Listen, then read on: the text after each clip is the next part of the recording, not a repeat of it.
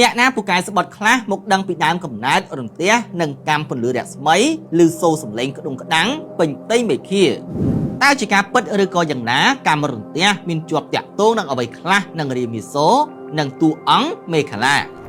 កាលពីព្រេងនាយមានបិសាចមួយឈ្មោះរាមាសូរនិងនាងអរិយទេវីមួយឈ្មោះថាមេខលាអ្នកទាំងពីរបាននៅបម្រើមហាឥសីដ៏មានឫទ្ធិអ្នកដើម្បីនឹងរៀនវិជ្ជាមន្តអាគមគាថាបិសាចនិងនាងមេខលាបានខិតខំរៀនប្រណាំងប្រជែងគ្នាដើម្បីបំពេញចិត្តគ្រូរៀងខ្លួនហើយអ្នកទាំងពីរប្រកបដោយបញ្ញាវិវ័យក្រៃលែងដូចគ្នា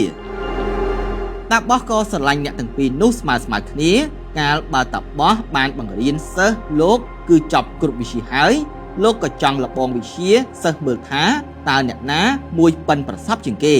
ទើបលោកនិយាយទៅកាន់សិស្សថាបើអ្នកណាយកកែវមួយដែលមានទឹកសន្សើមពេញមួយឲ្យបានខ្ញុំបាននោះខ្ញុំនឹងធ្វើទឹកនោះឲ្យคล้ายកើតជាកែវមនោរាហើយគុណភាពនៃរតនវត្ថុនោះអ្នកម្ចាស់កែវប្រាថ្នាធ្វើអ្វីឬចង់បានអ្វីចេះតែបានសម្រេចទាំងអស់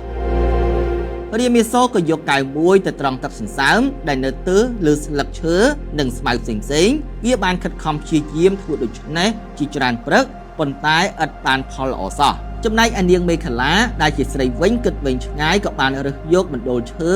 យ៉ាងទន់ស្ពោតហើយយកទៅដាក់ផ្ដិតនៅលើទឹកសន្សើមដល់ពេលដាក់នៅលើស្លឹកឈើនៅលើស្មៅទាល់តែដុំឈើនោះជប់ទឹកពេញទាំងអស់បន្ទាប់មកនាងមេខលាក៏បានយកដុំឈើទៅច្របាច់ដាក់ទឹកនៅក្នុងកែវអាស្រ័យហេតុដូច្នេះនាងក៏បានរកទឹកសន្សើមដាក់កែវបានពេញហើយយកកែវនោះទៅជូនមហាតាបោះ